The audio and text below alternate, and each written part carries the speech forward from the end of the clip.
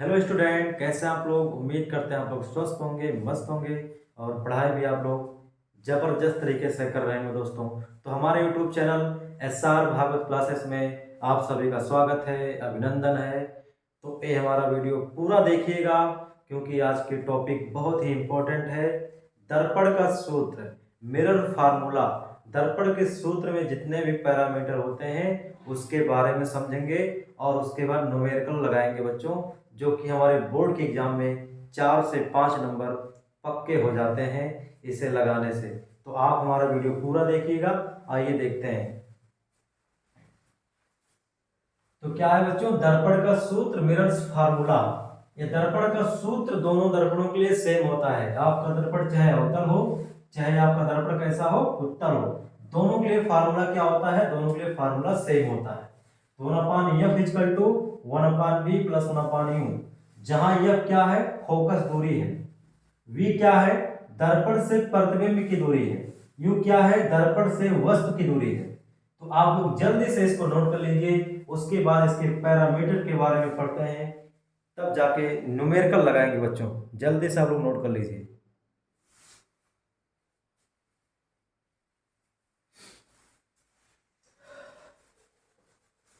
चलिए आगे देखते हैं। हम लोग एक डायग्राम से समझेंगे कि क्या क्या चीजें होती हैं। तो ये हमारा क्या है, अवतल दर्पण है। अवतल दर्पण में बच्चों कलई जो किया होता है दर्पण के बाहर के भाग का किया होता है और अंदर से हमारा परावर्तन तल होता है। यम1 यम2 दर्पण है। कैसा दर्पण है हमारा, लिख देते हैं अवतल दर्पण है। अवतल दर्पण है। ये क्या है बच्चों, हमारा मुख्य अक्ष है। इसे क्या कहते हैं, ध्रुव कहते हैं। मुख्य अक्ष है।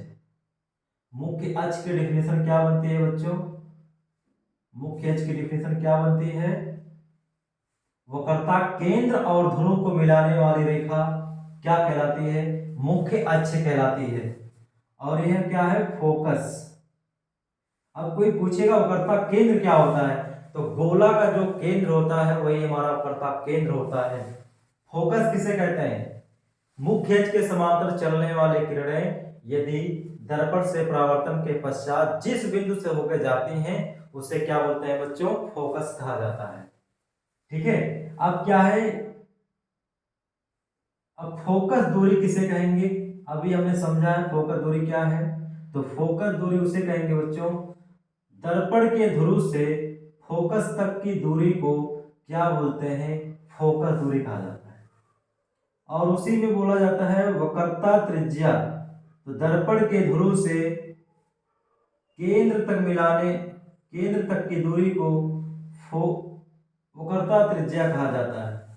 तो फोकस और वक्रता त्रिज्या में हमारा एक संबंध होता है, F बराबर r/2, या इसे ऐसे बोलेंगे कि फोकस दूरी वक्रता त्रिज्या की आधी होती है।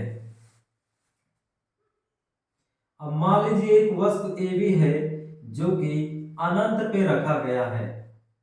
तो अभी हमने क्या बताया बच्चों, U क्या है हमारा, U है दर्पण से वस्तु की दूरी, इसे बोलते हैं U।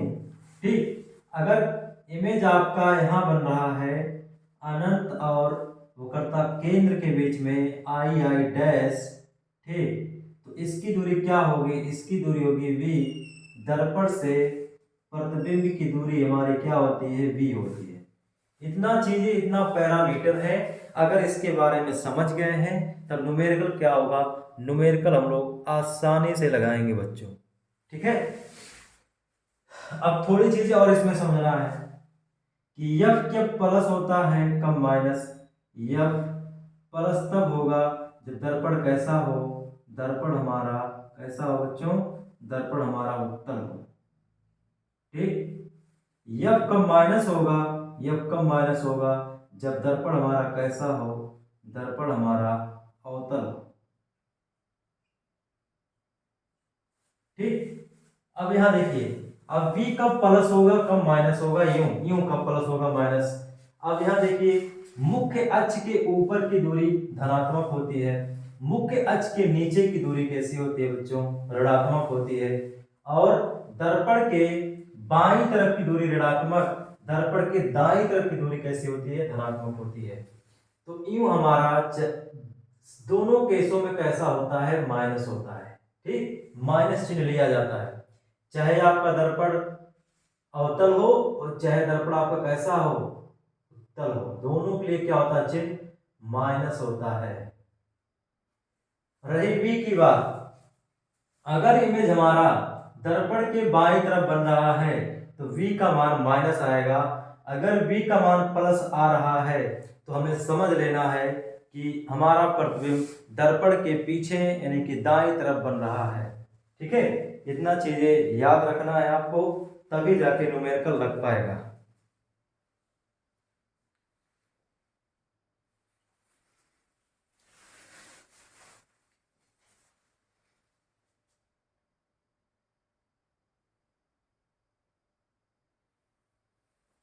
अब आइए देखते हैं बच्चों, एक न्यूमेरिकल लगाते हैं।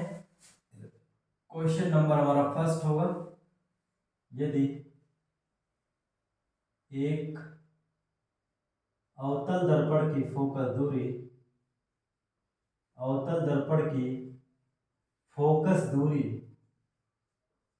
फोकस दूरी 30 सेंटीमीटर, फोकस दूरी 30 सेंटीमीटर है, उसको लिखेंगे दर्पण से, दर्पण से 10 सेंटीमीटर की दूरी पर, 10 सेंटीमीटर की दूरी पर, 10 सेंटीमीटर की दूरी पर एक वस्तु रखी है, एक वस्तु रखी है, तो प्रतिबिंब की स्थिति क्या होगी, प्रतिबिंब की स्थिति क्या होगी, स्थिति क्या होगी। ठीक, इस क्वेश्चन का जवाब हमें देना है। अब क्वेश्चन को ध्यान से देख लीजिए आप लोग, उसके बाद सॉल्व करने चल रहे हैं। डायरेक्ट लगाएंगे बच्चों। अवतल दर्पण की फोकस दूरी कितना है, 23। फोकस दूरी मतलब स्मॉल एफ, स्मॉल एफ का मान दिया है कितना, 30 दिया है। अब आपको देखना है प्लस रहेगा कि माइनस रहेगा, क्योंकि दर्पण हमारा कैसा है, अवतल है, तो फोकस दूरी कैसी होती है, नेगेटिव होती है। v का मान नहीं पता है, क्वेश्चन मार्क। u का मान, u का मान दर्पण से 30 सेंटीमीटर की दूरी पर एक वस्तु है, क्योंकि वस्तु की दूरी हम यूं से दिखाते हैं, तो यूं हमेशा कैसा होता है, माइनस होता है, तो 10 सेंटीमीटर। अब लिखेंगे दर्पण के सूत्र से, दर्पण के सूत्र से। ठीक, क्या होता है formula, 1/f 1/v plus 1/u। ठीक, इसी फार्मूले में सारा वैल्यू पुट कर देंगे, तो आ जाएगा -30 बराबर, निकालना इसका, इसका आ जाएगा -10। ठीक, अब यहां सॉल्व करते हैं बच्चों, तो माइनस यहां होगा तो प्लस माइनस माइनस। ठीक, तो -1/30 बराबर 1/v माइनस 1/10। अब इसको इधर ले आएंगे, प्लस हो जाएगा 1/10, 1/v। 10 और 30 का एलसीएम कितना आएगा, 10 और 30 का एलसीएम 30 आएगा। 30 से का नम 30, 10 3 30, तो आ जाएगा 2/30 बराबर 1/v, कट जाएगा 15 आएगा, तो आप लिख देंगे डायरेक्ट v बराबर 15 सेंटीमीटर। हम लोग कह सकते हैं क्योंकि v का मान प्लस आ गया है, तो लिखेंगे प्रतिबिंब दर्पण के पीछे, दर्पण के पीछे 15 सेंटीमीटर की दूरी पर बनेगा, दूरी पर बनेगा। ठीक है, बहुत ही शानदार क्वेश्चन था, बहुत ही शानदार क्वेश्चन।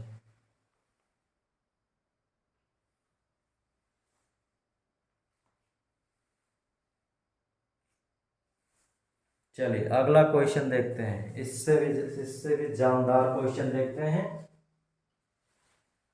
अगर जो भी पैरामीटर समझाए गए हैं, अगर आपने पैरामीटर को ध्यान से देखा है, क्या चीज है, कब प्लस होगा कब माइनस होगा, तो न्यूमेरिकल तो चुटकियों में लगेगा बच्चों। ठीक है, न्यूमेरिकल आप चुटकियों में लगाएंगे। बस आपको जितने भी दर्पण के सूत्र में है पैरामीटर, उनको ध्यान से समझना है। कब एफ प्लस होगा, कब यू माइनस होगा, कब बी प्लस होगा, यही चीजें में ध्यान देना है। नेक्स्ट क्वेश्चन है, यदि उत्तल उत्तल दर्पण की वक्रता त्रिज्या वक्रता त्रिज्या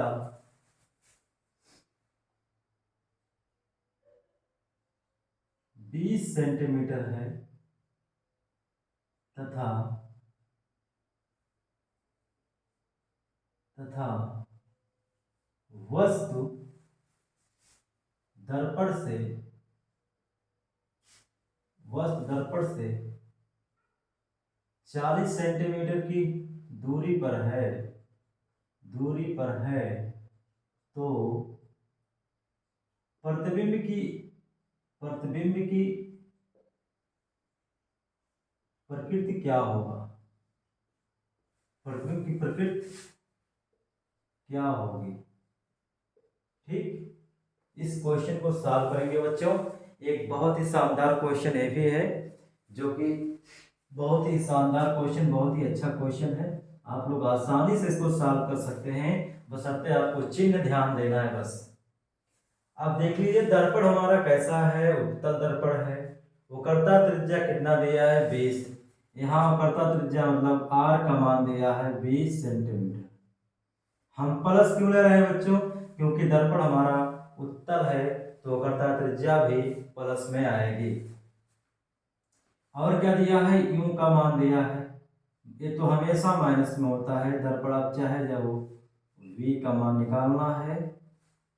अब देखिए दर्पण का सूत्र हम लगाएंगे, लेकिन उसके पहले हमें यह पता करना है बच्चों। अभी हमने बताया है फार्मूला, यह बराबर आर बाई टू।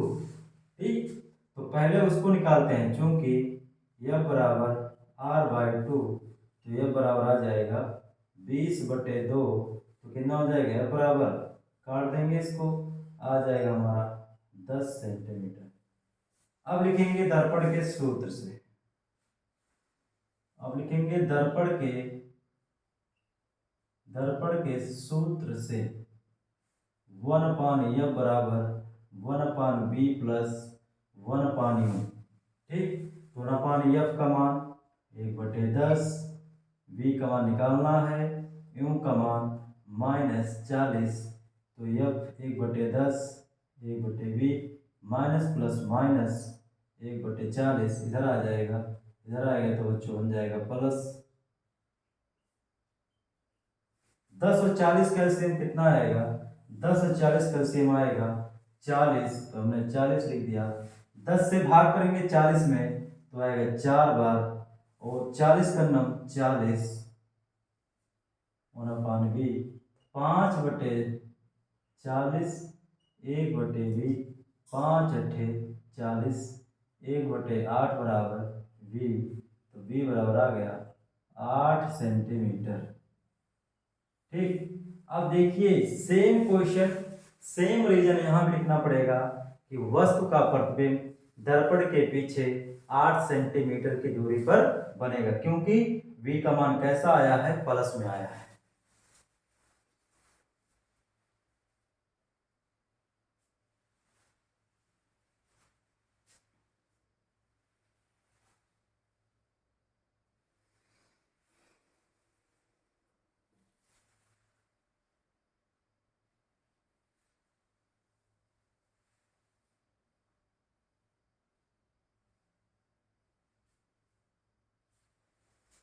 आइए नेक्स्ट क्वेश्चन बच्चों देखते हैं।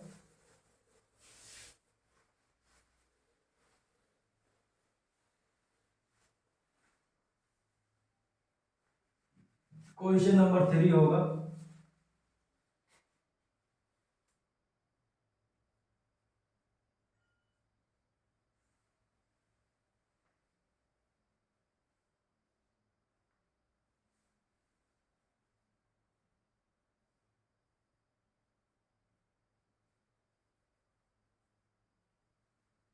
अब देखिए क्वेश्चन बन गया हमारा, क्वेश्चन नंबर 3 बन गया बच्चों हमारा। यदि अवतल दर्पण की वक्रता त्रिज्या 60 सेंटीमीटर है तथा वस्तु दर्पण से 15 सेंटीमीटर की दूरी पर है, तो प्रतिबिंब की प्रकृति क्या होगी, यानी कि प्रतिबिंब दर्पण से कितनी दूरी पर बनेगा, उसी को बोला जाता है प्रकृति बोला जाता है बच्चों। ठीक, तो आइए देखते हैं इस क्वेश्चन को सॉल्व करते हैं। अब यहाँ भी देखेंगे क्या क्या दिया हुआ है। न्यूमेरिकल लगाते समय आपको ध्यान देना क्या क्या दिया उसको पहले लिख लीजिए। आर का मान दिया है 60 सेंटीमीटर। अब यहाँ हमारा दर्पण कैसा है, दर्पण हमारा अवतल है, तो वक्रता त्रिज्या भी कैसा होगा, माइनस होगा, यानी कि यह फोकस दूरी माइनस में होगी। ठीक है, अब देखिए यू का मान दिया है कितना, -15 होगा, क्योंकि ये हमेशा माइनस होता है, v निकालना है। अब दर्पण का सूत्र तभी लगेगा बच्चों जब पहले हमें फोकस पता कर लें। तो फोकस पता करने के लिए यह बराबर r/2 फार्मूला है, तो यह बराबर आ जाएगा -60/2। जब इसको कट करेंगे तो कितना आएगा 30, तो यह बराबर आ गया -30 सेंटीमीटर। ये फोकस निकल गया। अब फिर वही पैटर्न है, दर्पण के सूत्र से, दर्पण के सूत्र से F 1/b + 1/u, तो F का मान -30, b का मान निकालना है, इसका भी माइनस दिया है 15, तो 1/-30, यहाँ प्लस माइनस माइनस बनेगा। अब इसको इधर ले आएंगे तो बन जाएगा प्लस, 15 30 कैल्सियम 30, 30 से कन्नम 30, 15 दूनी 30, तो हो जाएगा 1/v। अब यहाँ देख लीजिए, दो में से एक गया, 1/30 बराबर 1/v, तो v का मान आ गया 30 सेंटीमीटर। ठीक, अब फिर वही रीजन लिखेंगे, अतः अतः प्रतिबिंब अतः प्रतिबिंब दर्पण के पीछे 30 सेंटीमीटर की दूरी पर 30 सेंटीमीटर की दूरी पर बनेगा। बहुत ही शानदार क्वेश्चन।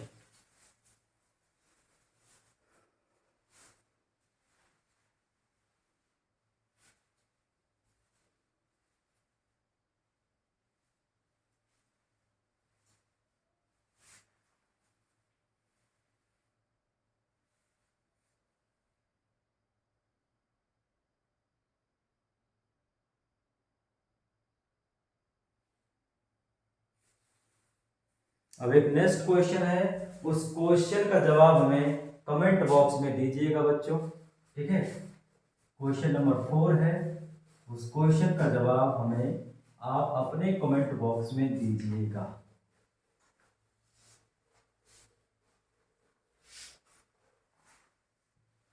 देखते हैं, क्वेश्चन नंबर 4 है, यदि अवतल दर्पण की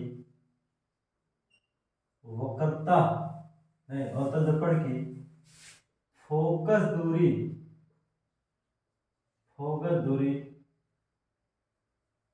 50 सेंटीमीटर है, तो वक्रता त्रिज्या कितनी होगी, वक्रता त्रिज्या कितनी होगी, इसका जवाब हमें कमेंट बॉक्स में दीजिएगा। कमेंट बॉक्स में इसका आंसर हमें कमेंट बॉक्स में चाहिए बच्चों, तो आप लोग इसका जवाब कमेंट बॉक्स में दीजिएगा।